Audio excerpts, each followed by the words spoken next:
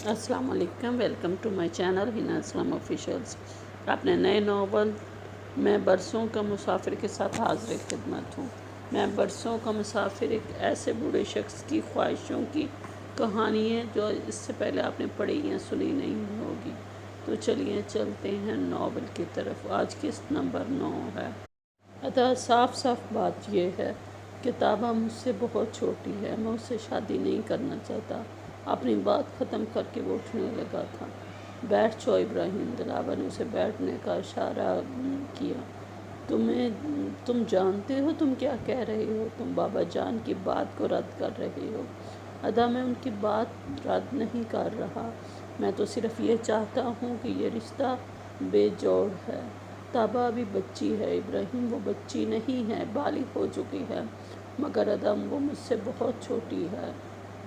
वो दिलावर की बात काट कर बोला, इससे क्या फ़र्क पड़ता है इब्राहिम, वो छोटी हो या बड़ी हो।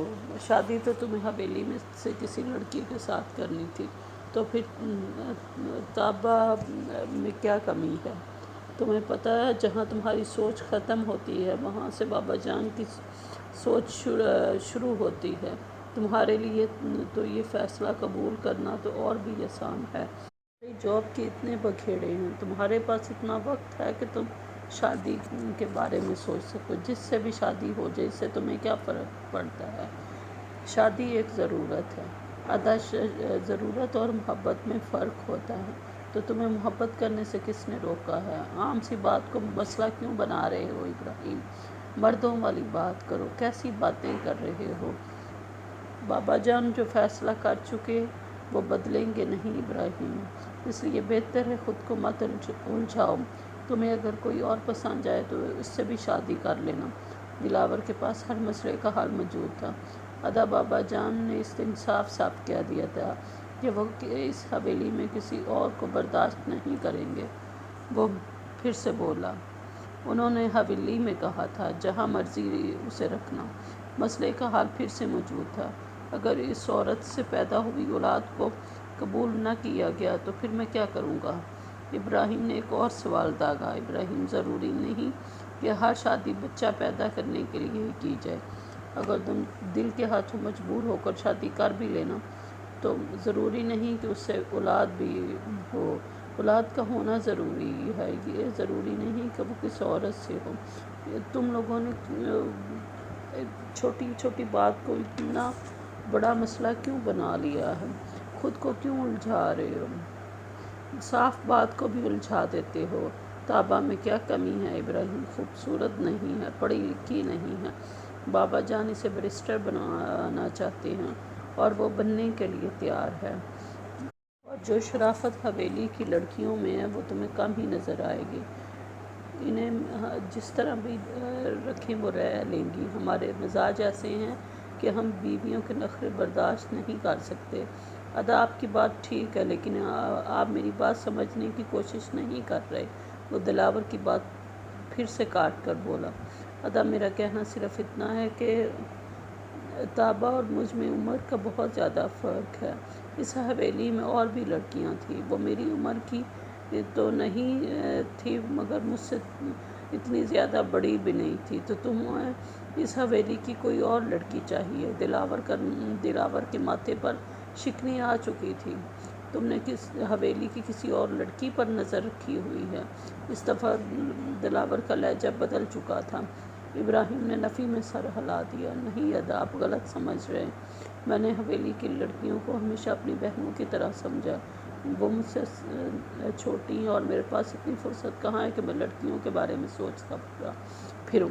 यही तो इब्राहिम मैं तुम्हें समझाने की कोशिश कर रहा हूँ कि तुम्हारे पास इतना वक्त कहाँ है कि तुम बेकार की बातों में इसे उलझा दो। बस ठीक है, बाबा जान ने जो फ़ैसला कर दिया है वो बदला नहीं जाएगा। तुम लोगों को पता नहीं क्यों वो खुद साख्ता मसाइल उलझाए रखती हैं। एक वज़र वक्त है, ऐसी दुखी सूरत बना कर फिरती है जैसे पता नहीं इस पर कौन सा जुल्म के पहाड़ तोड़े गए हैं। क्यों ज़र वक्त को क्या मसला है? इसने मुझे ज़रबख्त को क्या मसला है? उसने तो मुझे नहीं बताया, हालांकि मैंने पूछा था। مصطفیٰ کو میرے اختیار سے دشمنی ہے، اسے بٹا ہوا مرد نہیں چاہیے، وہ میرے اس اختیار پر پابندی لگانا چاہتی ہے جو مجھے خدا نے دیا ہے۔ ابراہیم بولتے ہوئے دلاور کی طرف الجھی ہوئی نظروں سے دیکھنے لگا۔ وہ میڈم زربخت مجھ سے شادی نہیں کرنا چاہتی کیونکہ میری زندگی میں ابیحا کا وجود اسے گوارا نہیں ہے۔ خیر اس کی تو میں نے ایسی طبیعت صاف کی ہے کہ باقی لوگوں کو بھی نصیحت کرے گی کہ کبھی کسی مرد کی آنکھوں میں آنکھیں ڈال کر بات نہیں کرنا۔ پتہ نہیں تم لوگوں کو یہ بات کیوں نہیں سمجھ آتی کہ اس حویلی کے بغیر تم لوگ کچھ نہیں ہو۔ تمہارا کیا خیال ہے؟ یہ عہدے جو تم لوگ صرف تمہاری قابلیت کے بل بوتے پر حاصل ہوئے ہیں۔ نہیں، بابا جان نے اپنا کون سا تعلق استعمال نہیں کیا تم لوگوں کو یہ اسٹیٹس دینے کے لیے۔ تم لوگ اپنے آپ کو افلاطون سمجھ کر بات کو جھٹلانا چاہتے ہو۔ ابراہیم، میرا دماغ خراب کرنے کے لیے وہ لڑکی زربخت کافی ہے، پلیز تم کوئی نیا پھڈا نہ ڈالو، تمہاری مہربانی۔ جو ممکن نہیں اس کے بارے میں پریشان ہونا چھوڑ دو۔ بابا جان جو تم لوگوں کے عہدوں کا جشن منا رہے ہیں اس میں تم بھی شاید ہی شرکت کر پاؤ گے۔ بابا جان شادیوں کی جو ڈیٹ فکس کریں گے میں تمہیں بتا دوں گا، تم اسی حساب سے چھٹی کے لیے اپلائی کر دینا۔ پریشان مت ہو، آج فیصلہ غلط لگ رہا ہے، کل کو تمہیں اس فیصلے پر ناز ہوگا اور تم اس کی تعریفیں کرتے پھرو گے۔ ہاں، اگر کوئی محبت عشق وغیرہ کا کوئی چکر ہو تو سب سے پہلے مجھے بتانا کہ میں بات سنبھال سکوں۔ اور ہاں، ایک کام اور کرو، وہ زربخت کو سمجھا دو کہ خواہ مخواہ کے مسائل کھڑے نہ کریں، میں اس پر گولی ضائع نہیں کرنا چاہتا، اس لیے یہ کتابی دکھ پالنے سے باز آ جائے۔ جس دن مجھے زیادہ غصہ آ گیا میں اس کا کوئی اور ہی علاج کروں گا۔ ابراہیم مزید کچھ کہے آس پاس میں سر ہلاتا ہوا وہاں سے اٹھ گیا۔ اب اسے زربخت کی پریشانی سمجھ آ رہی تھی۔ ابراہیم کو اندازہ ہو گیا کہ بابا جان اور بڑے ابو کے علاوہ بھی ایک فولادی شخص اس حویلی میں موجود ہے۔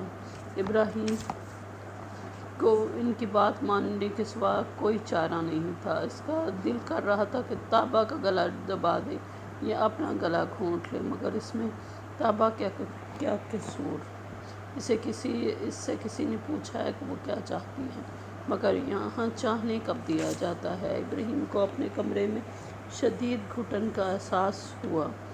اس نے اٹھا اور کھڑکیاں کھول دی۔ ابراہیم کا دل چاہ رہا تھا کہ ہر چیز کو تباہ کر دے، مگر یہ بھی اس کے اختیار میں نہیں تھا۔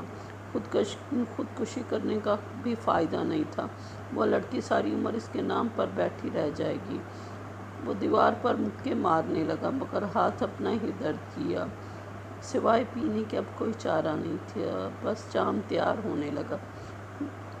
گلبخت نے حیدر سکندر کو آج تیسری بار اس لڑکی کے ساتھ دیکھا تھا۔ پہلی دفعہ جب اس کو سخت بھوک ستا رہی تھی، اس نے ڈرائیور کو ریسٹورنٹ کے سامنے گاڑی روکنے کے لیے کہا اور اسے کھانا لینے کے لیے اندر بھیج دیا۔ انہیں اکیلے ریسٹورنٹ میں جانے کی اجازت نہیں تھی، اس لیے اس نے ڈرائیور کے ہاتھ کھانا منگوایا تھا تاکہ گاڑی میں بیٹھ کر کھا سکے۔ حیدر کے ساتھ ایک لڑکی گاڑی سے نکل کر ریسٹورنٹ میں جا رہی تھی۔ وہ باہوں میں باہیں ڈالے ریسٹورنٹ کے اندر داخل ہو رہے تھے۔ آج کے لیے اتنا ہی، ملتے ہیں اگلی قسط میں۔ اگر آپ کو میرا ناول پسند آئے تو لائک کریں، میری ویڈیو کو شیئر کریں اور میرے چینل کو سبسکرائب کریں۔ شکریہ۔